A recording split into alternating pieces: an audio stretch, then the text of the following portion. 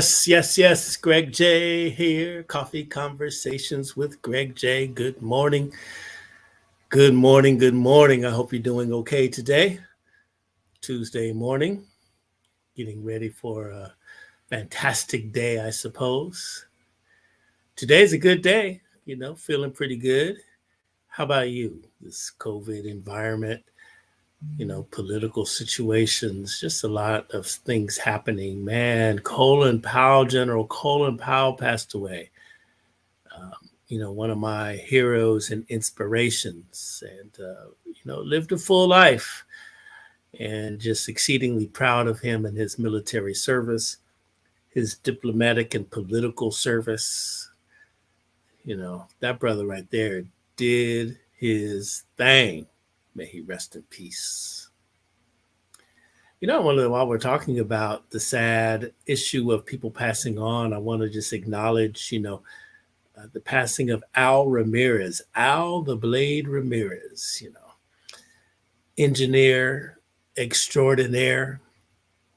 It is he who encouraged me to come to Los Angeles from San Diego. I was fresh out of the Marine Corps. I was doing sound for a very popular singing group down in San Diego. Shout out to Satisfaction and Floyd and Leonard and all the guys, I know you guys tune in from time to time, but Al Ramirez, man, snatched me up, took me under his wing. I was like an intern. I was my first time going into professional recording studios and of all sorts, so many stories with me and Al, the things that we did and learned of his passing. Also, man, my condolences to the Williams family down there in San Diego. Terry passed away. Man, that's my age. We were all very close growing up together down in San Diego, Bethel Baptist Church. There was a bunch of us families that we rolled together. The Williams family was one. And Terry, Quentin, Terry Williams, Terrence, that was my brother, back when we were kids, all the way coming up. May they all rest in peace. Life is short, right? But while we're here, we want to give into our community. The one thing is sure that, we need to be awake, conscious, building bridges. And that's what we stand for around here, is building a bridge of music, arts, and culture with Africa and African Americans. So, we're so excited that this Saturday in the beautiful city of Long Beach, we will host Her Excellency, Dr. Arikana Chihombori-Quao. We're doing a business summit, if you will, building the global business community. And she's the keynote. It's free. I want you to come through. Roll out to Long Beach, man. It's beautiful out here. Go to 4321 Atlantic. That's the Expo Arts Center. We'll put all of that information in the chat, and you'll be able to see Dr. Arikana Chihombori-Quao herself live as she shares perspectives from a global, influencer standpoint. She's all about building the city of return, Wakanda One, over in Ghana. She's all about promoting trade. She's all about, opening our minds, the diasporic mindset, to global business, to global consciousness. And that, now is the time, is what I see. Right? So today, I'm just going to go ahead and play her last appearance on Coffee Conversations with Greg J, where she's talking about Wakanda One and the city of return. She has a special guest, my sister Amira Ansar, coming out of New York, who had just returned from her first trip to the continent, was overwhelmed with the hospitality, overwhelmed with the sights and sounds that she saw. And at the end of the day, we are just talking about why we've got to build these bridges with our brothers and sisters over on the continent. I'm with it. Don't forget, this Saturday, starting at 10, the ambassador will speak at 1. So if you come out 1 o'clock is the time that she'll take the podium. We have a lot of other guest speakers coming through, people from around the Southern California region who have like minds. I mean, we have academics coming. We have business trade groups coming. And then a few of the businesses, will be displaying their information about their business. I just want to have an environment of networking, an environment of consciousness elevation, if that's the term. And that's what we're doing at the Expo Arts Center, 4321 Atlantic. Everything kicks off at 10. Ambassador speaks at 1. We're so excited. I'm going to put the chat in there because, you can, there's a mirror right there. Look at you. Yeah. We're having a good time here with this, promoting and encouraging the people to look to Mother Africa. Build that bridge, y'all. That's what we're trying to do. All right, let's check it out. Here's from about a month or so ago, Dr. Arikana Chihombori-Quao. Crazy society we living in these days. Hope you're centered. Hope you are prayerful. Hope you're eating right, drinking lots of water, vibrating towards the positive. This is really the thing, right? So there you have it. You saw that great video there. That's a portion of what we're going to talk about this morning. Wakanda 1 over there in Ghana. I think I'm going to go over there. I think I'm going to go with my friend, Ambassador Arikana Chihombori-Quao. I'm feeling kind of froggy this morning because I'm in high cotton. What? This is a good thing. So let's just welcome our guest this morning so we can get to the meat of the matter. There she is, Her Excellency. Ooh, I'm pushing all kinds of. There she is, Her Excellency, Dr. Arikana Chihombori-Quao. How are you this morning? I'm doing very well, my brother. Thank you for having me. And please, I hope you have voted. It's a very important election indeed. Yes. I took care of my vote already and been encouraging the village to go ahead and do it, because one of the Secretary of State, Dr. Shirley Weber, was saying to us that, if you sit it out, that's still a vote. And it could be, turn it to the wrong side if you just don't vote. So everybody's got to get out there, exercise that right. Yep. Absolutely. Yes. All right. So, Dr. Arikana, every time I talk to you, it's just a profound subject matter that we wrap our brains around.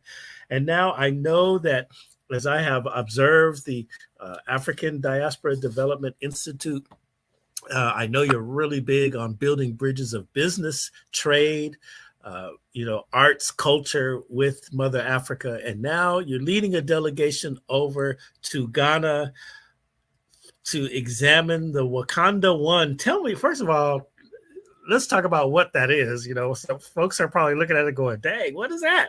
Let's talk about what that is. And then also you want to introduce your cohort in the struggle there and bring her in. But tell us, what is Wakanda? What is Wakanda? More than the movie. Wakanda is the realization that at some point, the children of Africa, descendants of the formerly enslaved, must come home. This is something that is way past due. It's a call that should have been made centuries ago. But be it as it may, President Nana of Ghana in 2019, he declares 2019 the year of return. The year that he said the children of Africa, descendants of the formerly enslaved, must come home. ADDI, realizing the need for such a place, is one thing to make a proclamation to come back home. Now we needed a place to actually be home, a place where we can have residence, a place we can truly have an address and say, my home is in Africa. Our plan is to have these regional Wakanda cities, one in each region of Africa, which will be points of return for the children of Africa in the diaspora. But not only that, it's also a center where we are going to say the building of the Africa that we want is our responsibility and ours alone. Wakanda City of Return is going to showcase what the future of Africa is going to be like, built by the children of Africa, for the children of Africa. For far too long, we've allowed others to build the Africa that they wanted. And we have sat back and witnessed them exploit our beloved continent and underdevelop Africa intentionally for their benefit. Wakanda City of Return is a game changer. The children of Africa are for a change, taking the driver's seat and driving the development agenda for Africa, starting with regional Wakanda One centers of excellence. You know, it's very interesting, Dr. Arikana. I just got a video that was from 1998 that a friend from Cal State Long Beach, California State University in Long Beach sent me. And it was Minister Farrakhan talking to Malawi. He was in Malawi in the 90s. It was like way back in the day, like 96, 97. And so he's saying in his talk with the press, he's saying that we got to stop, that the nation, we as Black people have to stop asking for handouts, asking the white man to help us. And he was telling the Malawians, you have everything that you need right here, natural resources, business people. He said, you know, stop asking everybody for stuff when you have everything right here to make it happen. And that's what you're saying. It's like self-determination. You know what's really sad is we're asking for handouts and we're being given handouts out of what they would have taken out of Africa. Everything they're giving us as handouts, they have taken out of Africa. So they take $1,000. We're lucky if they give us $10. And we are begging that for that $10 when it's really our money. I mean, it takes me back again to the subject that I've always talked about, France taking over $500 billion out of Africa. And then I think it was in 2019, France gives $1 billion to all of Africa to go towards the African youth and address the issues of unemployment. And all of us Africans were so excited, we're so grateful. And I'm thinking, $1 billion out of centuries of exploitation, centuries of taking over $500 billion a year, and we're celebrating because France gave us $1 billion. We're jokers, you know, we're not serious. But a lot of it is because we don't understand what is really going on. And that's one of the things ADDI is doing, is educating our people, letting them understand what is really going on. And because of that, when people are informed, when people are empowered with knowledge, it becomes an easier journey to do the right thing. And that's also another mission for ADDI. All right, let's continue the conversation about Wakanda, but first let's bring in your Chief Operating Officer, and well, you do the honors there, Ambassador. Go ahead and introduce our dear sister. Yes, with me today, I have my dear little sister, Miss Amira Ansah. She is our director for outreach, global outreach. She has done a great job of reaching out and running around and telling the world all about ADDI and encouraging people to join ADDI. Recently, however, and I like to describe her as my little sister, typical New Yorker, fast tongue, fast action, fast everything. Had never been to Africa before. Last month, she picked up and she went to Africa. She was there for 20 days. It was an amazing experience. I did ask her to do one thing before she left. I said, little baby sister, I need you to empty out your brain. Anything that you may have heard about Africa, delete it. I need you to go to Africa with an empty head, ready to receive what Africa is going to give to you. She did precisely that. And I hope today she can share with your audience her amazing experience, 20-day experience in Africa, a little girl from New York City, landing right in Ghana. And I hope she can tell you all about it. But from what she has told me, it was an amazing trip. Yes, Sister Amira, welcome. Coffee Conversations with Greg J. Good morning. Or good Good. afternoon where you are. Yes. Good afternoon. Thank you so much, Her Excellency. I'm happy to be here. Thank you, Greg, for hosting us, so we can share with you a lot about what we're doing with ADDI and our Wakanda One City of Return Trade Expo. I'm so excited about it. But yes, I definitely want to tell you all about my experience in Ghana. Like Her Excellency said, she was just like, hey, just go and, you know, go with an open mind and just look for opportunity. Look at the opportunity, So again, I was going in with that mindset. Again, I'm New York raised. I am from the state of New York. So, that empire state of mind, so even with that, it was kind of like, I'm going to a whole nother country.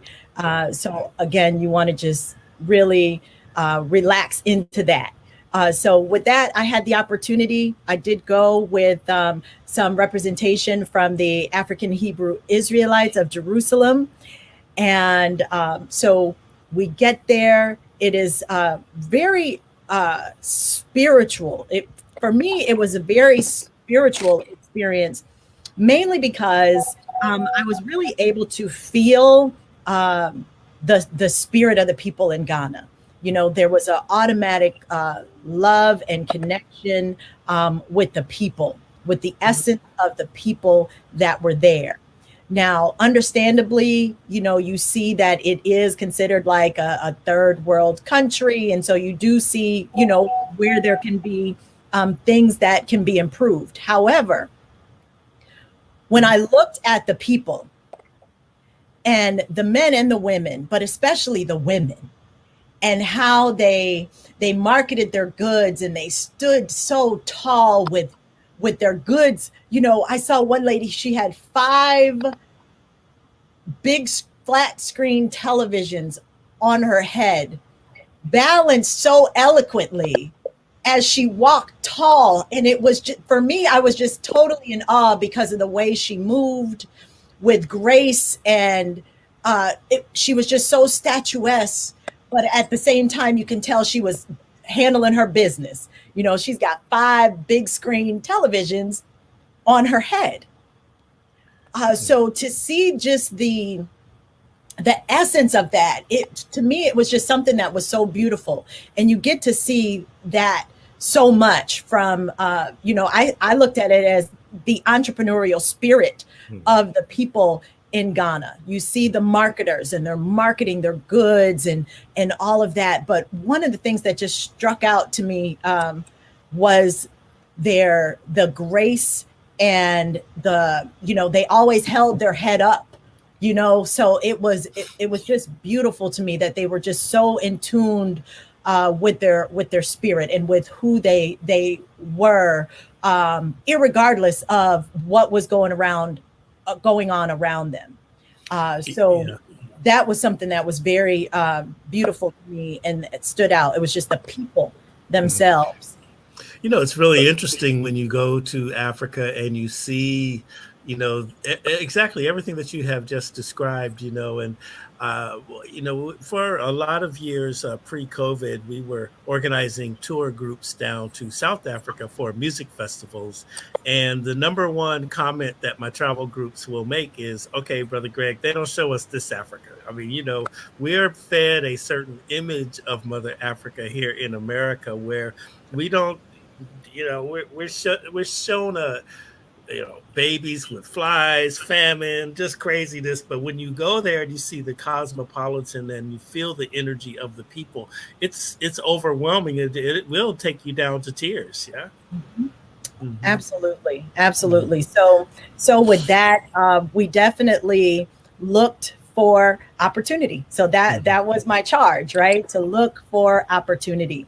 And so with that, being able to collaborate, we were able to collaborate with the Queen Mothers of Elmina and working with them, because that is going to be one of the main focal points of our trade expo. One of the main things that is going to be a result of is our women's empowerment and our youth empowerment programs. So being able to connect with the women and hear about the different projects and things that they have going on. being able to connect with other African Americans who have been in Ghana for, 10, 20, 30, even 40 years, who have built some amazing places. I visited a bed and breakfast built by an African American. Shout out to the almond tree. I visited one Africa, a group of African Americans, shout out to Nana Shabazz. But so many wonderful places, because again, Ghana in and of itself is just naturally beautiful. Nature has made it beautiful. The ocean, the beach, the shore, the people, like you put all that together and it's like, how could this not be the most amazing place ever? But I could say that I did feel like I was rather really rich, because my dollar turned to $6 as soon as you hit the ground. $1 is now $6. Right? I was going to ask you about the exchange, because your money goes a long way. I'm like making it rain. Right. Let's really just, and I hope that everybody else goes in that particular mindset as well, because you just literally multiplied what you had by 6 just by landing there. And so for me, it was just like, oh, how much can I was thinking, from an investment perspective, but I just wanted to help the people. It's like, how much can I give? Like, how much do you typically make in a day? Those were some of the questions that I was like, so what is this? And you can tell just by the response of the people that, they really just don't make a lot of money, but you wouldn't even be able to tell because of the joy and the happiness that they still possess. It is just so amazing. And I would want to be around that spirit for every day for the rest of my life. That is why as soon as I came back, I immediately booked a flight to go back to Ghana. I was like, I wasn't ready for it to be over, essentially. I mean, I do have a husband, so I had to come back home, but I was just like, okay, I'm ready to buy some land and build a house and do all of this good stuff. So that takes us back to Her Excellency and her vision of this whole Wakanda city of return, and these cities of excellence that we could come together and build so we can have a piece of this beauty. And again, I can't express more of the spiritual connection and level. Like, you can think so much more clearly on the shores of Ghana. You could think so much more clearly. For me, it was definitely a moment of clarity, a moment of understanding the vision that Her Excellency had. Like, okay, I totally, not only do I get it from a knowledge perspective that I know what she's talking about, but now I can experience it. And the experience is what makes it real, and so you can read the book. Shout out to Africa 101, everybody. Right. That you have your copy. I have my copy. Thank you so much. Right. So you can read it, but the experience is what everyone needs in their lives. And that's why it's so imperative that everyone join us December 2nd to the 13th for the Wakanda One Trade Expo in Cape Coast, Ghana. You are going to love it, and your life will be changed forever after. My experience told me that. Yeah. Let me ask you, Your Excellency. All right. So, when you hear the term Wakanda, we do know it's from a movie. It's like, okay, and I guess when we begin to hear concepts like Wakanda One, it becomes a little hard for us Americans to, okay, is this really going to happen? Hard for us to believe in it, but this thing is really coming together. I mean, it's going to happen. A trade expo is a strong step in the right direction. Do you encounter a lot of people who might say, oh, okay, Dr. Arikana, yeah, right?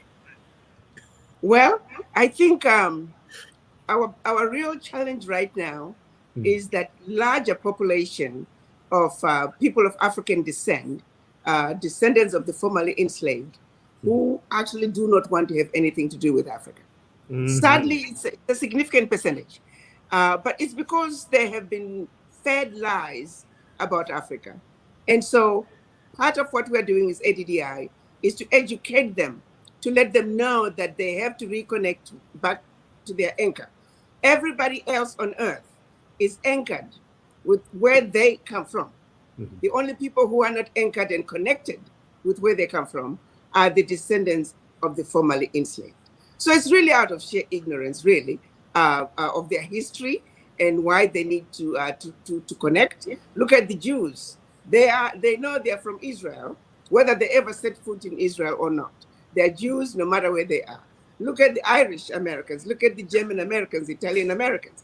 Everybody else is anchored to their countries of origin.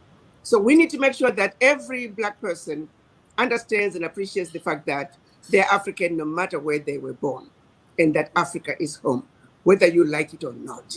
It is what it is. That is the DNA that runs in your vein. It's the DNA of an African. Plain and simple, whether you like it or not. Then secondly, we're also saying in a very realistic way, let's talk about bringing the children of Africa home. If I take my baby sister, who had never been to Africa before, to have that experience, I just see from the way her face, the way she beamed when she came back. Even when she landed, that was the first thing she did was call me and tell me that she had landed. The excitement in her voice. I want everybody to experience that. A lot of people are not experiencing it or wishing to experience it because they simply do not know.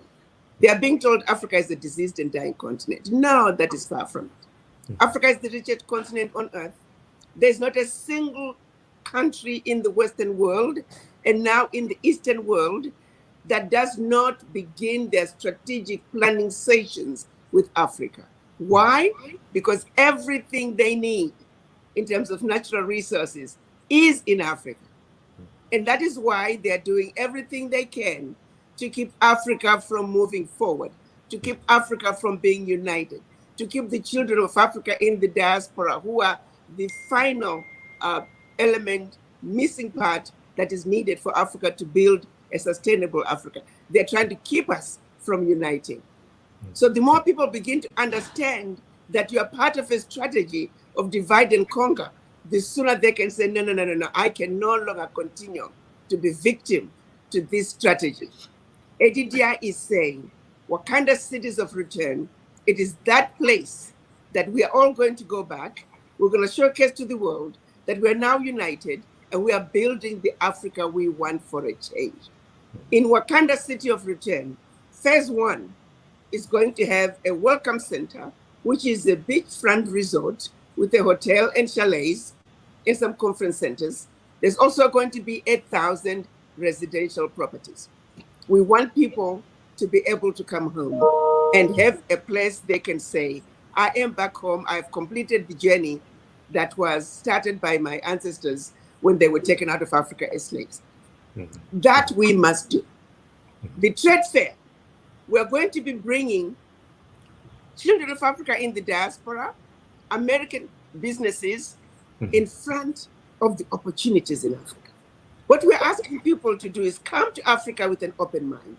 If $1,000 is what you have, we're going to put you in front of a woman who could use that $1,000 to partner with you and grow her dressmaking business into a manufacturing, a major manufacturing company. We can show you how you can partner with a young youth who could use $1,000, who's currently selling SIM cards by the roadside. How you can take that 1,000, work with that one youth, and before you know it, the two of you are business owners of electronic shops in various department stores, grocery stores. And I'm telling you stories of scenarios that I've seen myself. What you think is not money, there's so much that could be done. So during the trade fair, we're going to be exposing you to opportunities, small opportunities, all the way to major investment opportunities. For big companies, we are working with the, I'm having a senior moment here. We're working with the trade commerce, the commerce department in Cape Coast. And they've given us a list of what they're considering low-hanging fruits. This information, companies pay hundreds of thousands of dollars to get that information. We're giving it to you for free. When you come to Ghana, we already have an office in Cape Coast. We have accountant, lawyer who are ready to register your business for free. All you pay is the $100 or $200 it takes to register your company in Ghana. We will facilitate you, because we truly believe that when the children of Africa come back home, not only are you going to empower your brothers and sisters on the continent, you're also going to empower yourself. Let me remind everyone that the Chinese are not going to Africa because they love the Africans. The Europeans are not going to Africa because they love the Africans. The rest of the world is not going to Africa because they love the Africans. They are going to Africa because there's something amazing and wonderful going on in Africa. Chinese prisoners, they're being thrown and dumped into Africa with nothing. Within a year, they're multimillionaires. Wow. We want to show you that Africa. Yeah. We're saying you too can go to Africa poor, and in no time, you're a multimillionaire. We're going to show you how they're doing it. How you can start by buying 10 kilograms of gold, and by the end of the year, you're a multimillionaire. We're going to show you. So that's what's up. You know, Your Excellency, I love it. I'm just sitting here overflowing. I'm laughing for a lot of reasons. First of all, I'm trying to be a multimillionaire, so you made me feel really good right there. But you know, I'm looking at super producer Rhonda Love and my good friend Jose Angel Castro. These are good folks coming. Okay, Rhonda. They want to come along with us and jump into this. But you know, the story that I like to tell all the time, and I have not been to Ghana, so this would be my first time. I have a lot of friends over there. I know my dear sister, Dr. Sharita Yazid, lives there. She's actually from Compton, and she moved there years and years ago, and so she has lived there all along. My good friend Rocky Dawuni, I'll just say he lives in both places. He's from Ghana originally. He's a Grammy-nominated music artist, and he's in the Aburi Mountains, up in the mountains. He's got Bob Marley's old recording studio, and so he comes on Coffee Conversations every now and again from Ghana. We always talk about, he's always like, Brother Greg, you got to come. But the story I really like to tell is when we took our groups over to South Africa. My good friend, Dr. Belinda Allen, she wanted to go. Oh, Brother Greg, I'm going with you. I said, got to talk to her husband. And so I would have these information meetings, right? And so Brother Jerome comes to the meeting, and he just pulled, before I even get started, he says, Brother, I ain't going to no Africa. I am not going. And for the same reasons that you said, it was like he just was not trying to go, right? And so I just said, well, look, Jerome, just sit down, hear me out, let me do my presentation. So when it's done with the presentation, Jerome's all in. He's ready to go. So we go there. Do you know he had the time of his life and often calls me now, Brother, when we going back? When we going back? And he was, after you called me the other day, Your Excellency,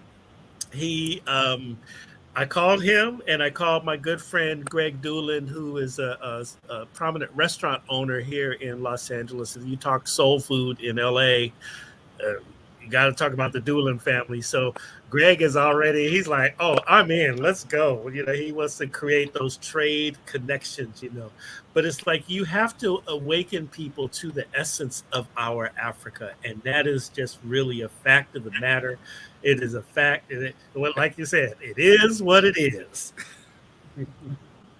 Absolutely. And what we're going to do as well, for those who are going to be coming to Ghana, we will facilitate partnerships with locals to make sure that at any given time, if you encounter any issues with your business, not only do you have a local partner that we are monitoring, but also all issues, you can come through ADDI offices.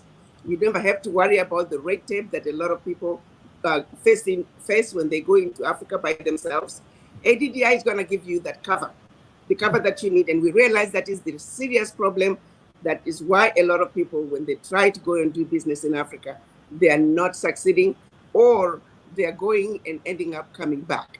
They need that cover. So our presence in every country that we invite diaspora to go to is going to be the cover and the link that has been missing to make sure that the businesses do succeed.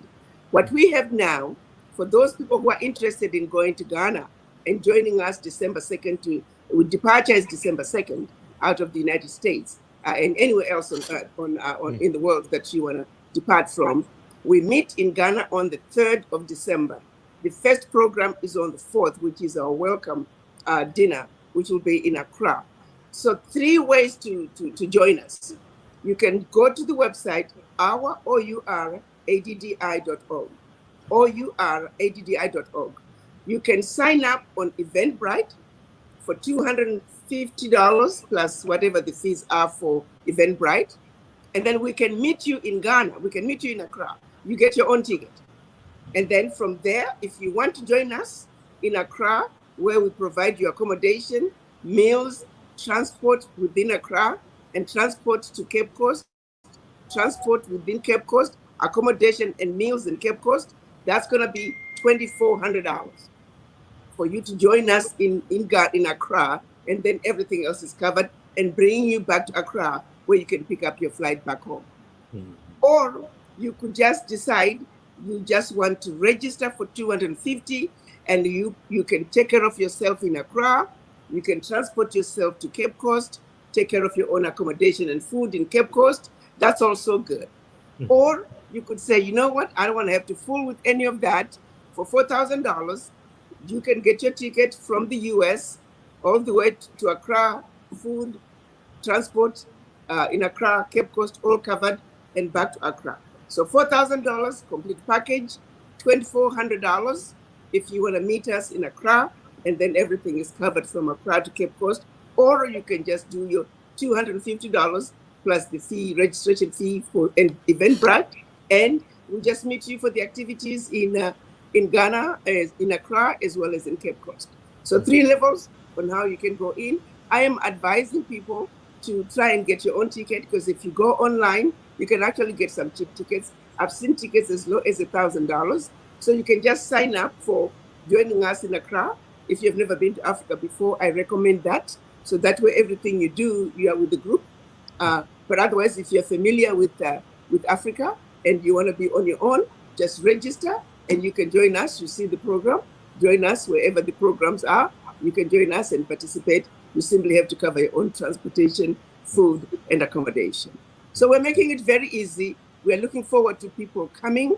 And what we're saying is, we want to show you the possibilities, the opportunities, regardless of how much money you have, whether you have millions of dollars or you have $1,000.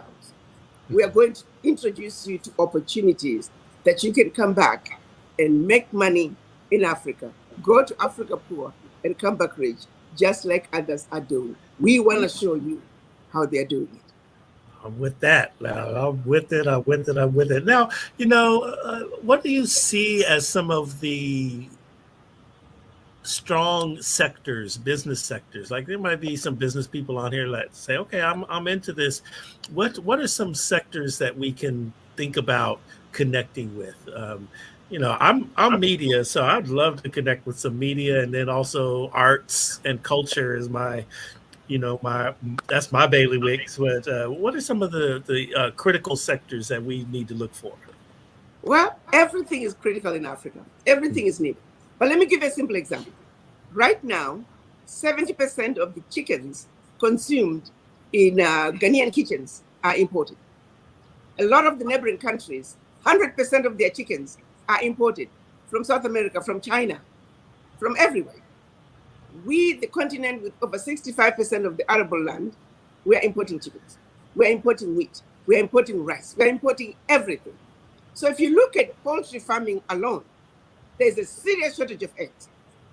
You don't even, and it's minimal investment. That's one of the areas our agriculture sector is going to be focusing on. Their budget is about $300,000, which is next to nothing, really. They're going to start major commercial farming, poultry farming. Poultry farming alone, those who are going to be the investors in that first $300,000 to $500,000, they are going to be multi-millionaires, if not billionaires. That's $1 billion industry, poultry farming alone. And there are people who are qualified, young men, who can run that farm for you. You invest in it, you come back to America and play golf while your money is working for you in Africa. Chickens alone. Chickens alone. So I'm trying to just give you an example. And we have the land. The land is not an issue. They are giving us land. Wow. To do what we need to do. I really want people to understand the opportunities that we can open for them. Then, of course, my big one is, of course, manufacturing. We also have our sector for mining. They are going to be starting a industrial park, and the first thing they're going to work on is using scrap metal to make parts, spare parts for farming equipment, spare parts for cars, spare parts for everything. Africa, if you were to go into basements and junkyards, equipment that could still be functioning if it were not for some little bitty part that is not available. So our team is going to look at manufacturing spare parts using scrap metal. Another huge industry. Manufacturing in general is completely open. Africans, we are importing toothpicks, my brother. Toothpicks. Wow. It is beautiful, it's sad, but everything that's being consumed in Africa today, by and large, is imported. Manufacturing is another sector. That's why I'm saying I really want people to come and see the opportunities. These opportunities are going to be taken advantage of, but sadly, not by us. And that's all I'm saying. We want everybody, come to Ghana, let us show you the opportunities, and let us put you in front of people who you can work with. I see on your materials there, you have a lot of, endorsement from traditional leaders, chiefs and kings and all that there, right? And Absolutely. I want to ask Sister Amira, when you mentioned Queen Mothers, you connected with the Queen Mothers over there.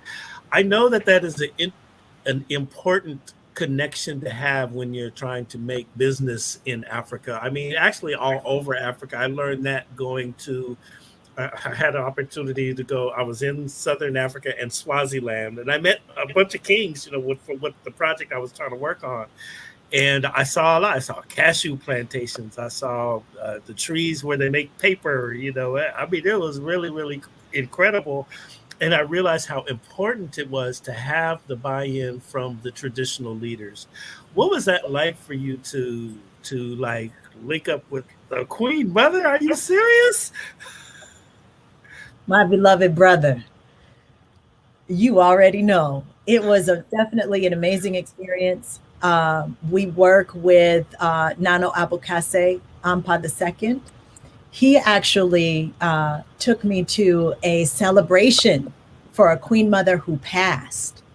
So that experience in and of itself was something that I will never forget. It will always be etched into my spirit.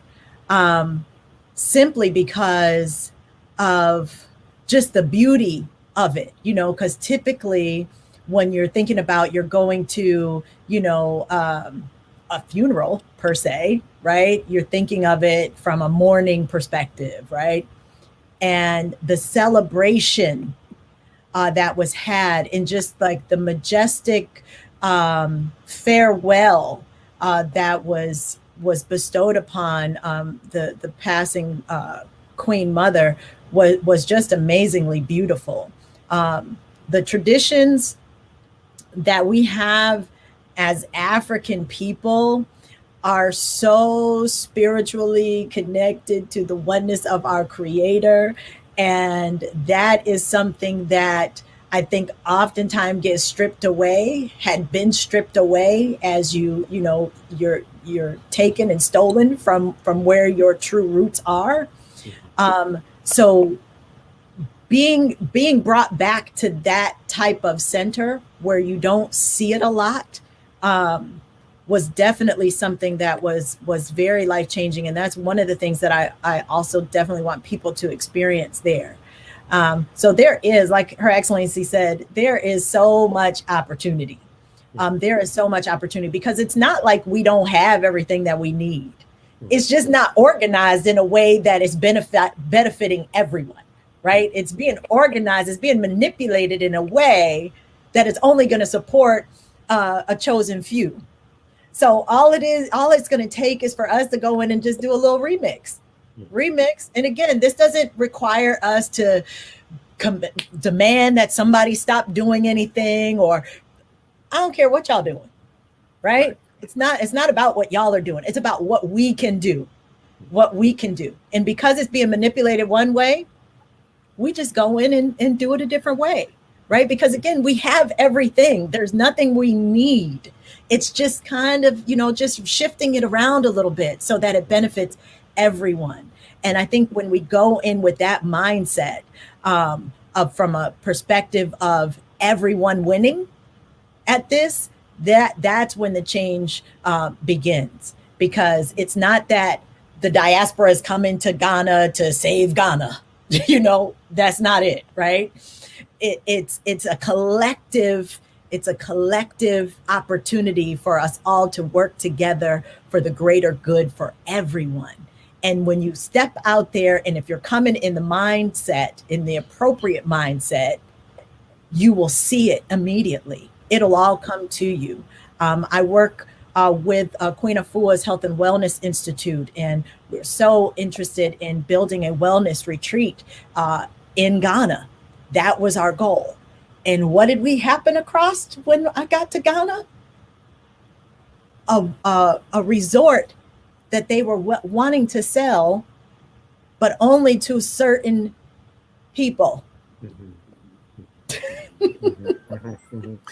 It's like, oh my goodness. Well, we can fill that void. We can fill that. But again, so being able to just walk into those types of opportunities where you can see that it is divinely connected.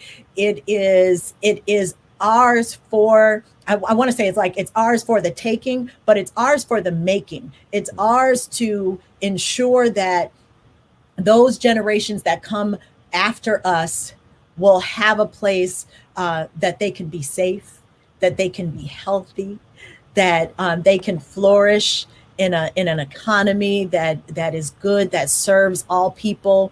And we do have the power to make that happen. And under the leadership of Her Excellency, Arikana Chihombori-Quao, I'm telling you, her vision is so spot on. And it's something that is so powerful because when you are in a collective consciousness that almost says it's impossible, there's no way. We've kind of been asleep at the wheel for a really long time. And so what we would think are higher principalities have put all of these things in place. So there's no chance, there's no way that we can make this happen. That is when you need the visionaries like our Marcus Garvey, like our Her Excellency, Dr. Arikana Chihombori-Quao, to give you that vision and just say, no, here's the vision. This is what we can do. And then that musters up a power inside of you that you have to tap in. And that's why I think it's so important to go to Ghana to really connect spiritually, because it opens up so much more that allows you to really feel powerful enough to take on, to actually experience that vision, because again, you can know something, but knowledge is really not power, right? It's the applied knowledge that gives you the power. It's the experience, it's the doing it. And so that is what ADDI and all of our wonderful sector leaders, the directors of our sectors who have really been spending this last year pulling together all of these people with like mind and the willingness that, they have the knowledge, they have the willingness to go out and do these things based on Her Excellency's vision. But I tell you, it's like once you get there and once you step foot on that soil, you feel empowered to carry forth the vision. And that's Yeah, important. it's another level when you step off the plane for the first time Yeah. and you see, and you know what? My African friends often ask me about that. And I have to tell them, I say, it's a spiritual experience when I step off the plane in Africa and I look all around and everybody looks like me, you know. Now, let me ask you this abstract question right here, Sister Amira. Okay, so you get there. Did you see like the doppelganger of some of your friends over here? My people live there. I was like, ain't that such and such from down the you know that Sally Mae daughter? Now, ain't that sure? Look at every time I turned around. And it was Yes. amazing. It was so funny. I was like, and I said to Queen Esther, my beloved sister, I said to her, I said, wow. I said, after all that our people went through, we still kept our faces. Still kept And our there faces. was It is something to that. amazing. There was something to that. And we were eating lunch one day, and I was like, you know what? It's so amazing because it happened so many times. Right. And I was just like, You're okay, like double taking. You're double taking. You're like, yeah. yes. Oh. And after all that we've been through, Yes. after all that we've been through, we still kept our faces. Yes. And there's something to be said about that. It's something to be said about that. And, you know, it just makes me, again, just want to connect even more with the continent. So I am, you know, this is a journey that I have literally been on for my entire life. My entire life journey has been to connect with the continent. And for this to be and I'm about to get emotional and I hate it because like I'm a big crybaby. Oh my gosh. But again, it's just yeah, it's just that emotional because when you know your whole life that there is a mother, that you belong to. Yeah. Yes. Yes. Yes. It's Yeah. just so amazing. It's just so it's- amazing. So I'm looking forward to everything that we're going to do moving forward. I am just so looking forward to. I'm totally tuned in. Yeah. It's really, really something. Yeah. Wow. You know, I got to ask you all. So I'll tell this story real quick. So, you know, super producer Rhonda Love, she's in the chat there and making sure in the background everything is going okay. Uh, you know, when she came to Africa with me, two things I'd like to say. Look, first of all, the money, you know, like you said. Okay, so the first time was when I took her, and you know, I had $1,000, she had $1,000, right? And it was like we were like, yo, Oh, so it was really, really fun. But when we landed in the airport, right, and so I got this group that I'm trying to manage, make sure that people don't get lost. You know, we're trying to get to our, you know, to our baggage claim. And I turn around and I can't find Rhonda. I don't see her, you know. But then she comes in, she's her face, you know, and I'm like, what's wrong? And she said when the guy stamped her passport, he said, welcome home. And she was just overtaken with emotion, you know, at that time, you know. And she just, almost in tears, like, yo, welcome home. it's that deep. Really something. It's that deep, yes. You know, talking about welcome home, I remember visiting Colombia, South America. And the first time I addressed a group of people, I started by saying by that time I was still the African Union representative to the United States. And I said, I was sent here to bring you home. I was saying it in a simplistic way, but I didn't realize how profound that was to them and what it meant to them that a representative of the African Union was actually in South America to bring them home. As I continued to speak, I began to see more and more people wiping their eyes. And I wondered, was it something that I was saying? I actually had to cut down my presentation because I couldn't figure out what was going on. And I didn't know if somehow unintentionally I was offending people. But when I finished, one guy got up and he just broke down and said, "You found us. You found us." He just kept saying it. "You found us." And that's when I realized One guy got up and the level of just broke down and hopelessness, said, "You the level of found us. despair You found among the people, especially South America. The Black people in South America, they feel so lost, like nobody is looking for them. Africans, they feel like Africans on the continent don't want them. They are treated like the scum of the earth in South America, and they don't really know where to go. So yes, I see exactly what Amira is trying to describe, that feeling of knowing that home is calling you, that home is there if you want to go. That must be done.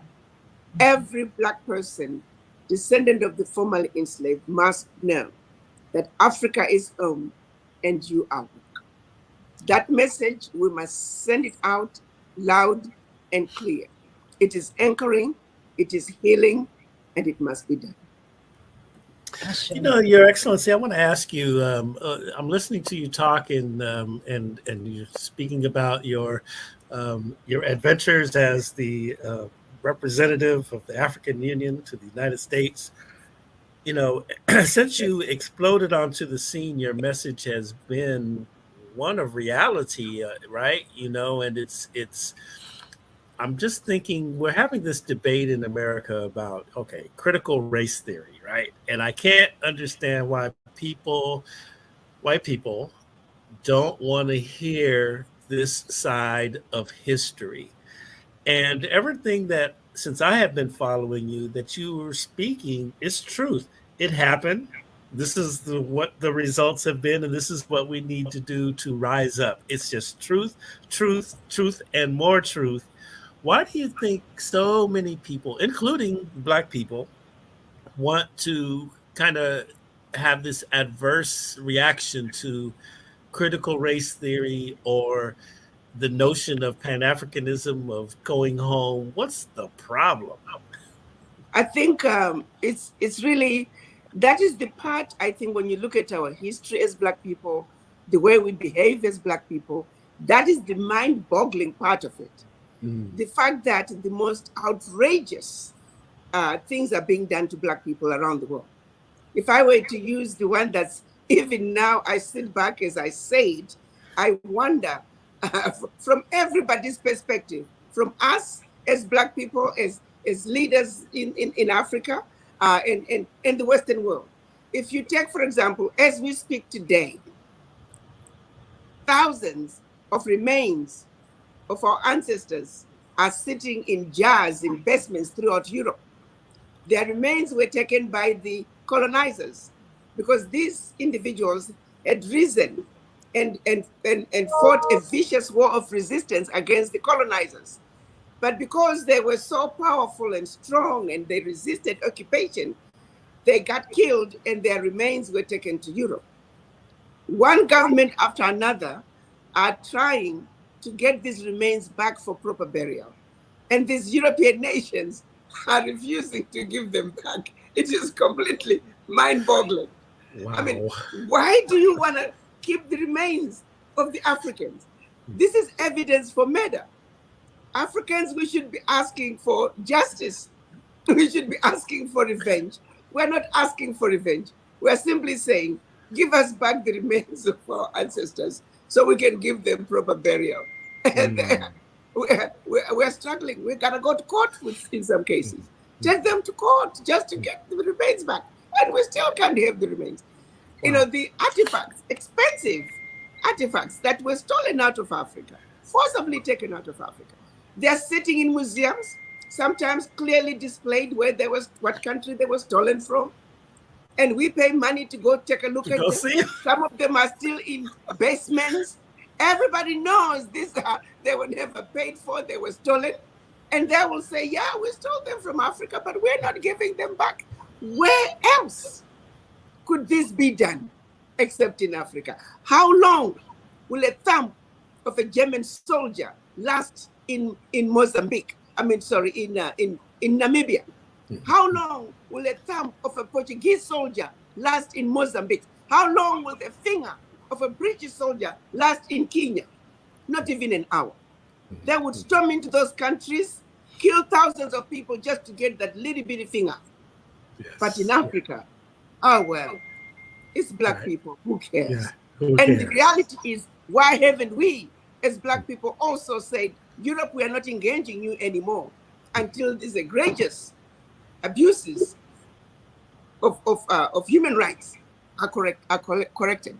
Why haven't we done something? Why haven't we collectively taken a position where you can sit back as a black person and say, so where do we go from here? Things are so bad. The abuse is so blatant. They don't even try to hide it. Mm-hmm. Even France, they ratified a law last year claiming to stop African countries from sending 500 billion to France every year. We celebrated, we said, oh yes, finally they've seen the light. Well, guess what? These systems that were in place for the financial flows to go from the central governments of the various African countries into the French treasury, those systems are still in place.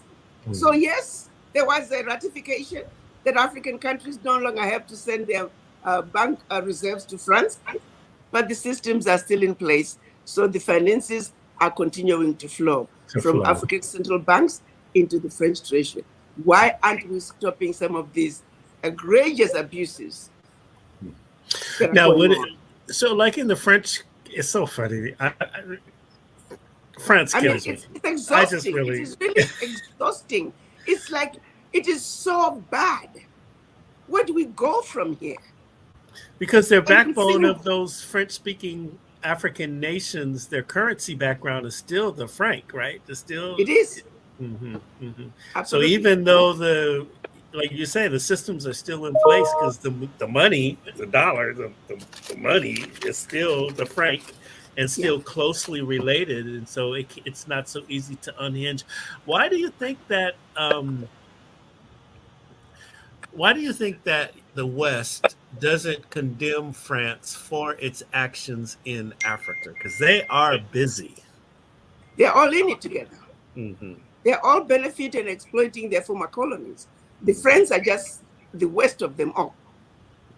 But they're all in it. Mm-hmm. Man. They're depending on the natural resources from their former colonies. I mean, now you see suddenly because of Brexit, you see Prince Charles dancing in Nigeria. And finally, he's going on vacation in Nigeria, him and Camilla. They're talking about jollof rice. It's not because they love jollof rice. They're trying to reconnect because they got out of Europe. And now they want to go back to the former colonies. And you know what? They're going to get away with it because we're going to receive them with open arms. Yeah, that's what we do, isn't it? We love when they come, we just open arms, hey, because we think that they are loving towards us. And this is not to preach hate; it's just to say this is just a fact, okay? It's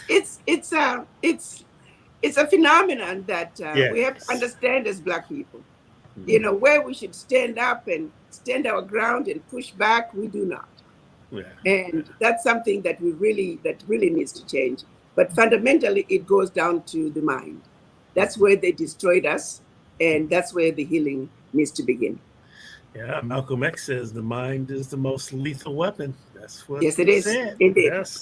And they got us where it matters the most. They got us to believe we're black like the devil, and they're white like the angels. Yes. So it is what it is. We're busy running away from who we are as Black people, trying to be something that we can never be. Sad. Woo, you preach it right there. Look, I'm gonna leave y'all with that one right there. Take that to the polls. Oh my goodness. But anyway, we want everybody to go to ouraddi.org and please join us in Ghana, December 2nd to December 13th. It's gonna be an amazing program, a program that is designed for you to come to Africa with an empty mind. We want to show you how you can come to Africa poor and live rich, just like they do. It's not going to cost you anything except whatever you need to get there. If you have a company, these opportunities are opportunities that many companies They pay hundreds and thousands of dollars to get this information. We're giving it to you for free because we know that when you are given the right information, when you are exposed to what can be, you will come home and claim your inheritance. That is all we are wanting to do. And that is the objective of ADDI. It's about bringing the children of Africa home to take what belongs to you. All right, all right. Yes, okay. So there you have it. You look in the chat, you see the all the information there. Oh, thank you there, Sister Amira. That's good stuff right there. It's in the chat. So how you can get down on this trade trip that we're going on in December. That's what we're going to do. We're going to go over there, create some business opportunities, and experience the essence of Mother Africa. I am so excited about this. I'm gonna pull my pennies together. I'm going. I know that. I'm gonna make this happen. Yes, yes, yes. Good stuff. Good stuff. Any last words there, Sister Amira? I just want to say special thanks to Her Excellency for her vision, for her commitment, for her dedication to ensuring that what needs to happen between the diaspora and the continent is going to happen, is happening, not even is going to, that it is happening. And thank her for her leadership, and for each and every one who can hear this. Join us, be with us, support this vision, because this is the right side of history. So I just want everybody to benefit from this, because it is real and it is happening right now. And I can't be more grateful and thankful for everything at this point. So really, really awesome. Thank you so much for those words. I need you to do me a favor and connect me with Queen Afua. I interviewed her a couple of times when I was at KJLH, and I need to speak with her on Coffee Conversations. She's on my list. I need Queen Afua. Absolutely, absolutely. Good. Your Excellency, any last words for the people? Yes, our ADDI.org. Please go sign up. As an individual, you can sign up and come see the relationships you can create, the connections you can make. As a company, come and see the opportunities that lay ahead. Start your business. We will make sure that we assist you with getting the land that you need. We will get you registered. We will make sure that you succeed in that which you do.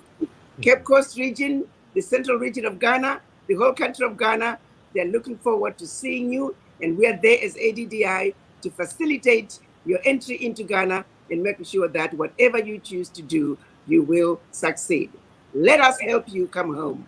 Join us in Ghana, December 2nd to December 13th, when we are going to be ground digging the city, Wakanda City of Return, as well as the Wakanda One City of Return Trade Expo. This is your time. This is our moment. Let's go home. Thank you. Let's go home. Let's go home. And look, if you missed this live presentation, it's all right. It'll still be out there on Facebook, on all our different channels on Facebook, over there on YouTube, on beachcityradio.com, beachcityradio.com. And you can also get this wherever you get your favorite podcast. We're going to load up the audio only. Just go iHeart, Spreaker, Spotify, Google, just wherever you get your favorite podcast. It's there. Coffee Conversations with Greg J.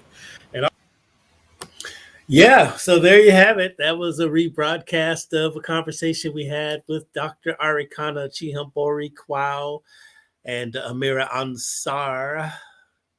Yeah. Dr. Arikana is coming to Long Beach, y'all, October 23rd, this Saturday.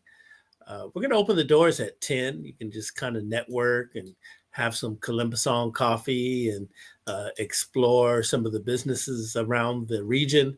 And then Her Excellency, Dr. Arikana Chihombori-Quao, will be speaking at 1. We have a lineup of great speakers. We're going to begin to announce those later on this afternoon. It will be a very deeply enriching experience, and we hope to see you there.